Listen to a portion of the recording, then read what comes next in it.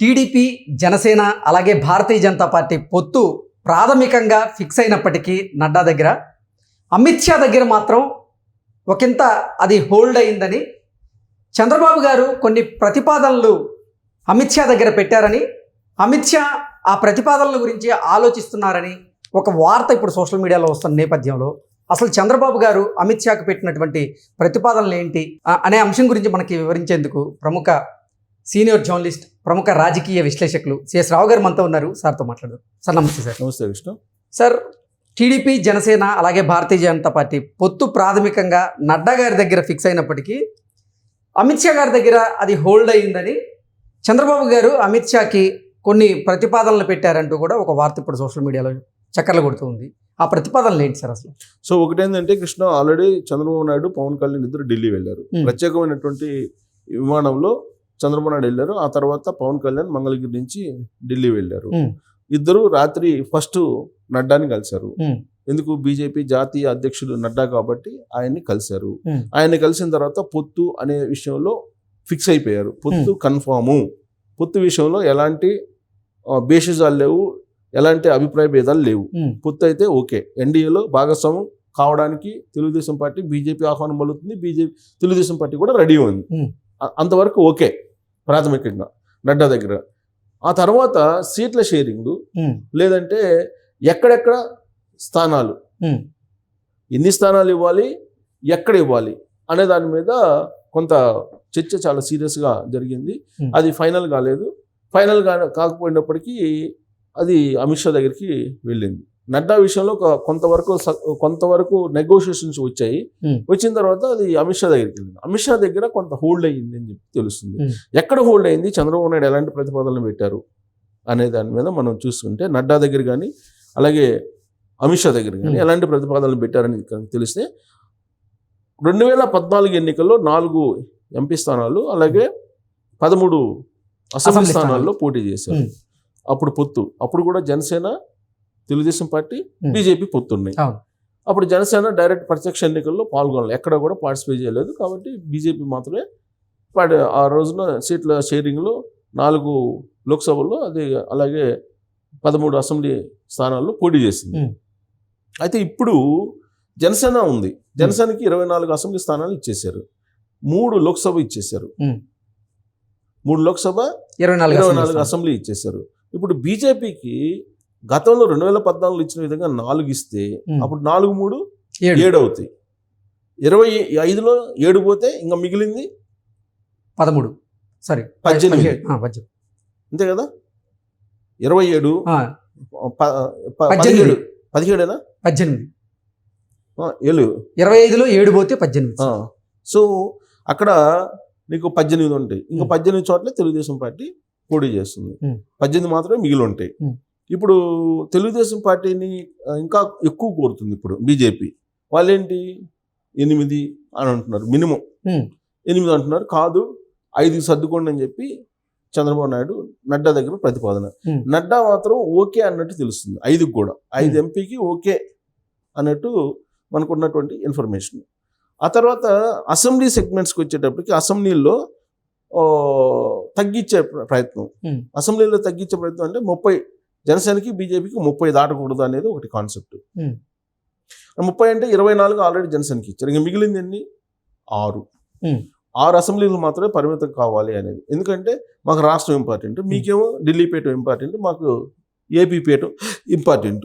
దీని మీద నడ్డా ప్రాథమికంగా కొంత 8 అడిగినట్టు తెలుస్తుంది. అసెంబ్లీలో 6 కాదు 8 ఉన్నాయి. ఫస్ట్ 10 అన్నారు, తర్వాత మళ్ళీ 8కి వచ్చారని చెప్పి తెలుస్తుంది. ఇది వాళ్ళ మధ్య జరిగింది. ఆ తర్వాత ఇదే ప్రతిపాదనతో అమిత్ షా దగ్గరికి వెళ్ళినప్పుడు అమిత్ షా పెట్టినటువంటి కండిషన్ ఏంటంటే, అమిత్ షా పోవటంతో సీట్ల షేరింగ్ విషయం కాకుండా ఒడిశా ప్రతిపాదన అనేది ఒకటి, లేదంటే మేము చెప్పిన చోట ఎంపీలను అలాగే ఎమ్మెల్యేల స్థానాలు ఇవ్వాలి అనేది ఒకటి చర్చకు వచ్చిందని చెప్పి తెలుస్తుంది. దానికి చంద్రబాబు నాయుడు చెప్పినటువంటి వర్షన్ ఏంటంటే, మేము ఇచ్చినా కానీ అక్కడ గెలిచేటువంటి పరిస్థితి లేదు, సర్వేలు ఇలా ఉన్నాయి అని చెప్పి కన్విన్స్ చేసేటువంటి ప్రయత్నం చేశాడు అమిత్ షాని అని చెప్పి తెలుస్తుంది. ఆ 1.5 గంటలో జరిగింది చర్చ.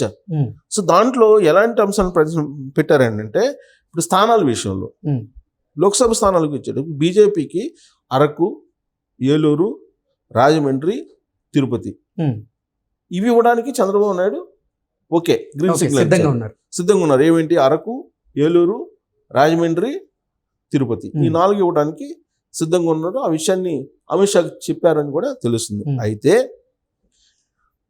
ఈ స్థానాలు ఇచ్చేందుకు ఆయన రెడీ అయితే బీజేపీ వాళ్ళు ఏమంటున్నారు అంటే అమిత్ షా ఏమంటున్నాడు?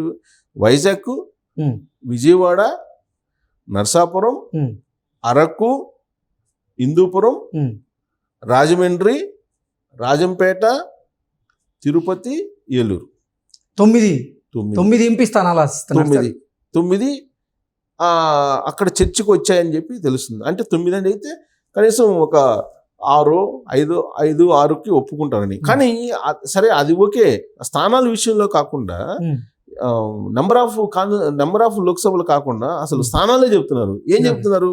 వైజాగ్, విజయవాడ, సరే నర్సాపురం ఇవ్వడానికి చంద్రబాబు నాయుడు ఎట్టాగా ఇచ్చారు, అరకు ఇవ్వడానికి హిందూపురం, రాజమండ్రి, రాజంపేట, తిరుపతి, ఏలూరు వీటిలో అబ్జెక్షన్ ఏంటి తెలుగుదేశానికి? వైజాగ్ ఒకటి అబ్జెక్షన్, విజయవాడ ఒకటి అబ్జెక్షన్, తర్వాత హిందూపురం 3 అబ్జెక్షన్, స్థానాలే అబ్జెక్షన్ కదా. సో కాబట్టి ఇప్పుడు వీళ్ళు స్థానాల విషయంలో కాంప్రమైజ్ అయితే ఒక ఎంపీ అటు ఇటు అడ్జస్ట్ అయ్యేటువంటి అవకాశం ఉంది. బట్ అమిత్ షా విషయంలో అవి దృష్టిలో ఉన్నాయని చెప్పి చెబుతున్నారు. లేదంటే అట్లీస్ట్ ఇప్పుడు వీళ్ళు కోరుతుంది ఏంది? అట్లీస్ట్ సరే తీసి అన్ని స్థానాలు కూడా అవసరం లేదనుకుంటే విజయవాడ, విశాఖ, నర్సాపురం, అరకు, హిందూపురం 5 స్థానాలు, 5, తిరుపతి 6 స్థానాలు ఇంతవరకు అని అడుగుతున్నారని తెలుస్తుంది. అంటే ఇక్కడ పక్కాగా విశాఖ, విజయవాడ ఇచ్చేటువంటి పరిస్థితి లేదు తెలుగుదేశం. కావాలంటే వీళ్ళు ఏం చేస్తారు? రాజంపేటలు ఇస్తారు, తిరుపతి ఇస్తారు, దాంట్లో అబ్జెక్షన్ లేదు. తర్వాత రాజమండ్రి కూడా ఇస్తారు,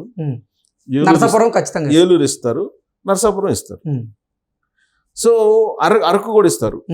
కావాలంటే Araku, Narsapuram confirm, Rajampet confirm, Tirupati confirm, కావాలంటే రాజమండ్రి ఇస్తారు. సో 5 ఇవ్వడానికి సిద్ధం. ప్లస్ స్థానాలు కూడా చాలా వరకు ఒక 2 చోట్లే కొంచెం కొంచెం వీళ్ళిద్దరి మధ్య అభిప్రాయ భేదాలు ఉన్నాయి.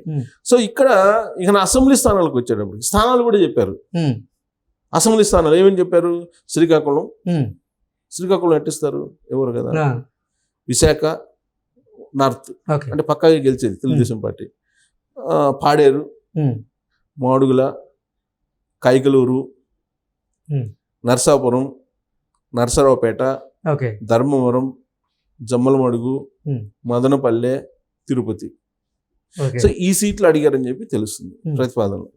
సో వీటిలో అబ్జెక్షన్ ఏంటి? శ్రీకాకుళం ఇచ్చే అవకాశం లేదు తెలుగుదేశం పార్టీ, అటు స్ట్రాంగ్ ఉంది. తర్వాత విశాఖ నార్త్ తెలుగుదేశం పార్టీ పక్కాగా గెలిచే సీట్ అది. తర్వాత సరే పాడేరు అంటే ఇస్తారు, మాడుగుల ఆల్రెడీ ఇప్పుడు ఏదో జనసేనకి ఇచ్చినట్టున్నా అడ్జస్ట్ కావాలంటే ఇస్తారు. కైకలూరు, నర్సాపురం మరి ఇస్తారా అని అంటే అక్కడ మరి రఘురామకృష్ణరాజు సంబంధించిన వ్యవహారం. నర్సరావుపేట అసెంబ్లీ, ఆల్రెడీ ఇప్పుడు ఎవరికి ఇచ్చినట్టున్నారు తెలుగుదేశం వాళ్ళు, నిన్న మొన్న ప్రకటించినట్టున్నారు. సో అది కావాలంటున్నారు. ధర్మవరం ఇస్తారు, దానికి అబ్జెక్షన్ లేదు. జమ్మలమడుగు అది కూడా ఇవ్వచ్చు. ధర్మవరం శ్రీరామ్ చెప్పేశారు, కుటుంబానికి ఒకటని చెప్పేశారు. సో ఆల్రెడీ వాళ్ళని పిలిచి కూడా మాట్లాడాడు చంద్రబాబు నాయుడు. ధర్మవరం ఇస్తారు, అబ్జెక్షన్ ఏమి ఉండకపోవచ్చు. జమ్మలమడుగు అబ్జెక్షన్ ఉండదు, మదనపల్లి కూడా అబ్జెక్షన్ ఉండకపోవచ్చు. తిరుపతి జనసేన కోరుతుంది, జనసేన వాళ్ళిద్దరు ఏదో చూసుకోవాలి. సో అసెంబ్లీల విషయంలో ఒకటి అబ్జెక్షన్ ఉంది. కానీ లోక్సభ విషయంలోనే కొంత స్థానాలు కోరుకునేటువంటి విషయంలో అంటే తెలుగుదేశం పార్టీ పక్కాగా 100% గెలిచేటువంటి స్థానాలను బీజేపీ కోరుకుంటుంది. సో ఇక్కడ కొంత తికమక ఉండేటువంటి అవకాశం అమిత్ షా దగ్గర. సో దాంతో అర్ధరాత్రి అర్ధాంతరంగా ఆ భేటీ ముగిసింది, చర్చలు ముగిసింది. ఇవాళ చర్చలు మళ్ళీ జరుగుతున్నాయి. ఈ చర్చలు ముందు నడ్డా దగ్గర జరుగుతాయి, ఇవాళ అమిత్ షా దగ్గర జరగకపోవచ్చాము. ఒకవేళ దాన్ని మొత్తం ఒక అంగీకారానికి వస్తే అప్పుడు మళ్ళీ అమిత్ షా దగ్గరికి వెళ్ళేటువంటి అవకాశం ఉంది. ఆ తర్వాత నరేంద్ర మోడీ దగ్గరికి వెళ్ళి ఫైనల్ చేసుకుంటారు. బట్ సంఖ్య కంటే కూడా, సీట్ల షేరింగ్ కంటే కూడా స్థానాల దగ్గర చాలా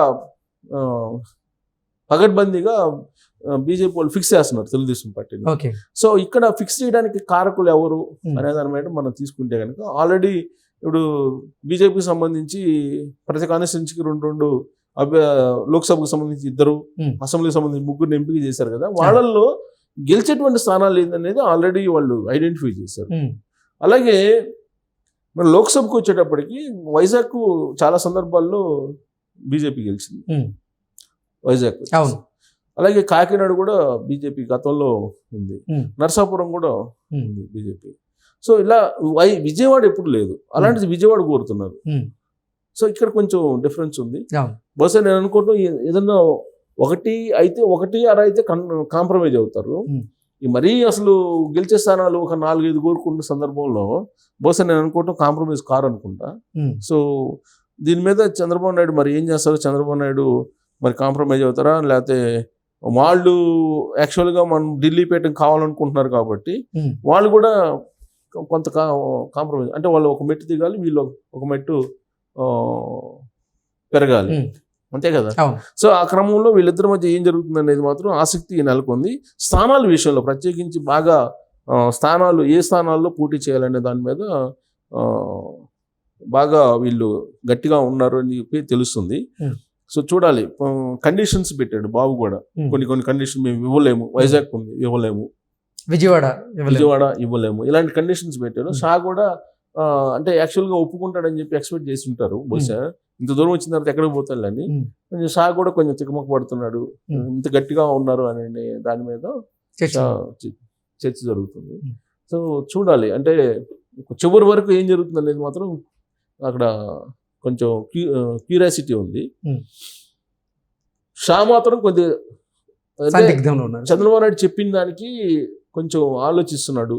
అంటే చంద్రబాబు నాయుడు చెప్పింది నిజమే కదా, పోటీ చేయటం ఓకే, స్ట్రెస్ చేసి తీసుకుంటారు, బట్ ఓడిపోయేది సీట్లో ఇప్పుడు సీటు ఇవ్వాలి, ప్రచారం చేయాలి, ఆర్థికంగా కూడా ఖర్చు పెట్టుకోవాలి, మళ్ళీ గెలిపించాలి, అన్ని చంద్రబాబు నాయుడు చేయాలి కదా.